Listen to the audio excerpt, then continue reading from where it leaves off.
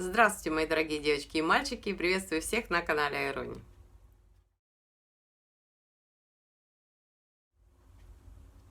Сегодня тема «Можно ли голодать без желчного пузыря?». Сразу скажу, что видео будет, возможно, немного длиннее, чем обычно. Я сделала себе пометки, их довольно-таки много, на мой взгляд. Но когда начинаешь готовиться к видео и хочется не упустить какую-то полезную информацию, и то важно, и это важно, поэтому как бы не могу я сократить, но буду идти по тексту, чтобы не тратить много времени.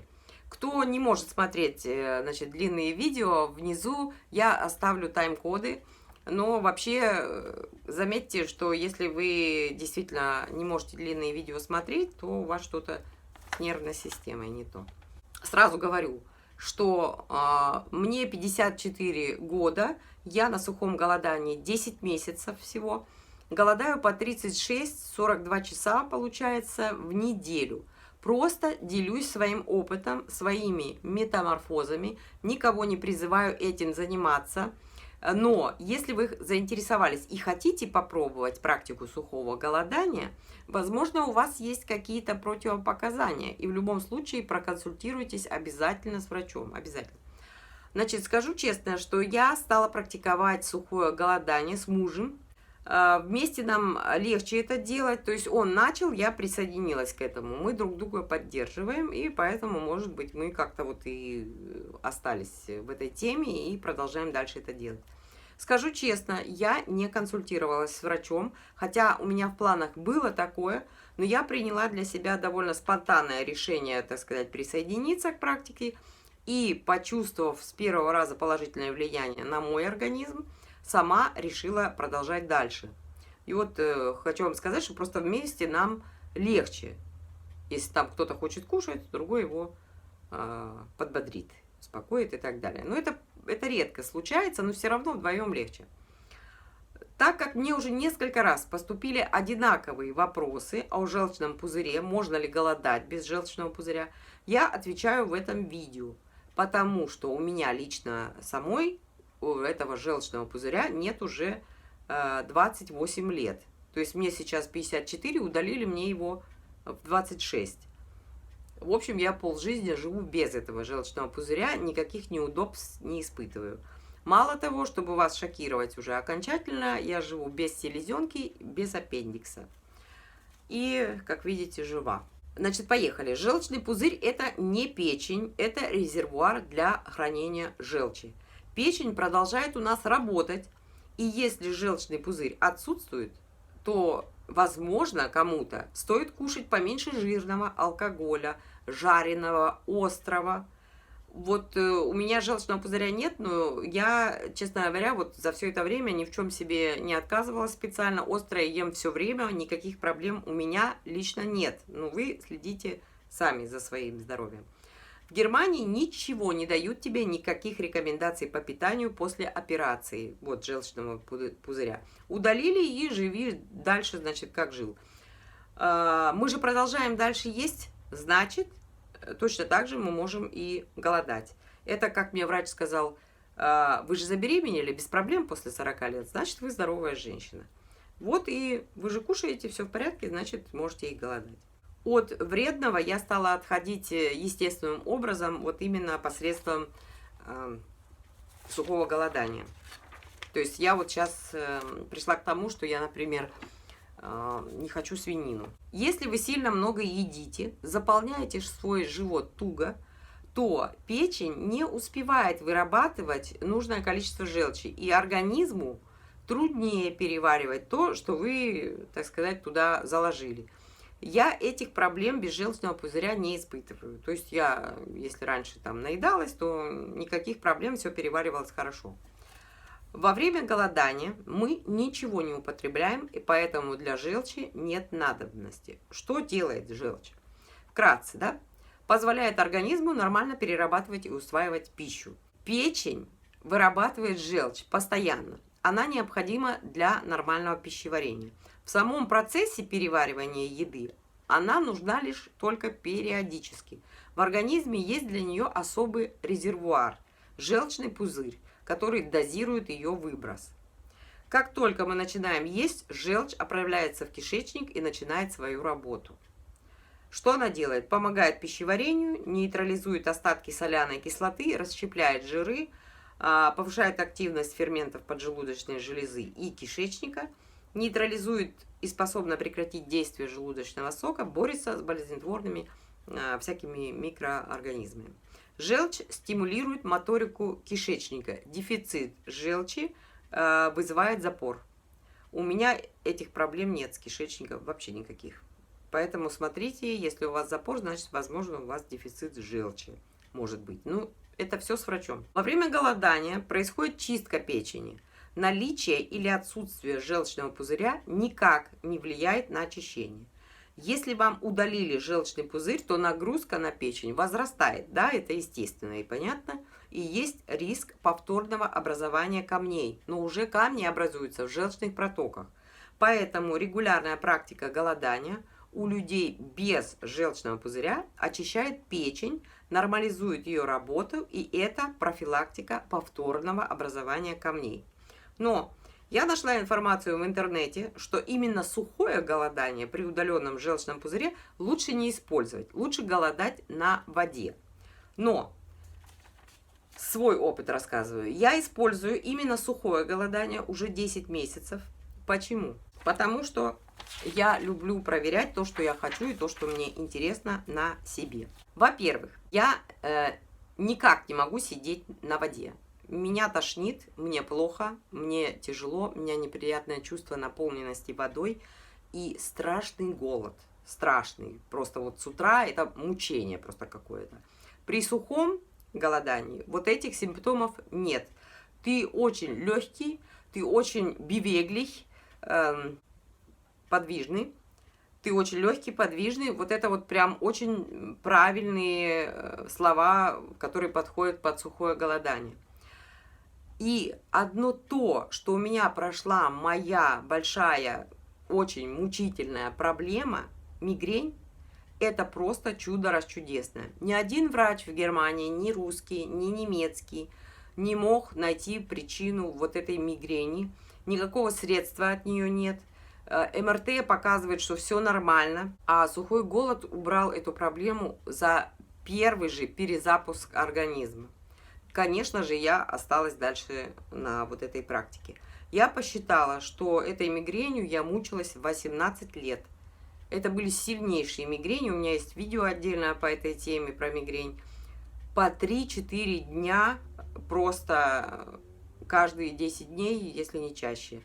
В общем, прошли мигрени только вот в период моей второй беременности, пока ребенок был на грудном вскармливании. И все, опять по новой. Это просто ужас был. Вот уже 10 месяцев у меня ни разу не было мигрени. Верите вы или нет, факт есть факт. Это говорит само за себя. Именно сухое голодание позволяет провести генеральную уборку в теле и в голове. Сухое голодание после первый раз тяжеловато, потом переносится легко. В первый раз у вас организм еще не привык к такой встряске, да, для него это ново. Возможно, что-то вы сделали не так, неправильно, поэтому обязательно посмотрите мое первое видео, где я подробно рассказываю про вход, проведение сухого голодания и правильный выход. Уже второй раз вам легче, третий раз еще легче, и так пошло дальше. Значит, вы уже знаете, чем вам заняться в этот день, как его провести удобнее для вас. Вам этот день становится даже приятен. Вы не замечаете, что у вас там голодаете вы там или что. Кстати, говорят многие, что в первые дни выделяется какая-то слизь, что налет на языке. У меня не было никаких слизей нигде, я ничего не отхаркивала, из носа ничего не выходило, ниоткуда ничего не выходило, и налета на языке не было вообще вот за всю практику. В наших клетках накапливается старый клеточный материал. Это приводит к старению. Когда мы не едим, запускается автофагия, которая позволяет клетке очиститься, и вы омолаживаетесь и снутри, и снаружи. Хочу обратить особое внимание на то, что нужны примерно сутки, чтобы включился процесс автофагии. При модном интервальном голодании, которое сейчас часто практикуется и, так сказать, про него много говорят, такой чистки не происходит, потому что за 14-17 часов не успевает включиться этот процесс. Чтобы вы знали просто. Я делаю периодически апдейт моих метаморфоз при постоянной практике сухого голодания, потому что мне потом самой понадобится эта информация. Значит, что я могу подтвердить? Вот прошло время, я в каждом видео какой-то небольшой итог, так сказать, подвожу. Уходят отеки, это видно. Появляется огромное количество энергии на выходе. Если, например, гулять активным шагом или бегать трусцой, то выталкивается из тела токсины, с потом выходят. Нужно делать это в любом случае на воздухе. Тренажерный зал, конечно, тут не подходит, потому что на воздухе вы сильно не завоняетесь, даже если вы вот не моетесь, но вспотеете, оботретесь потом сухим полотенцем, наденете чистую одежду, нет никакого запаха пота. Мозг работает очень четко и, что самое интересное, не беспокойно. Это очень важно, потому что когда мозг, как бы он включился, работает, да, мотор, а беспокойство, вы не знаете, что вы хотите в этот момент.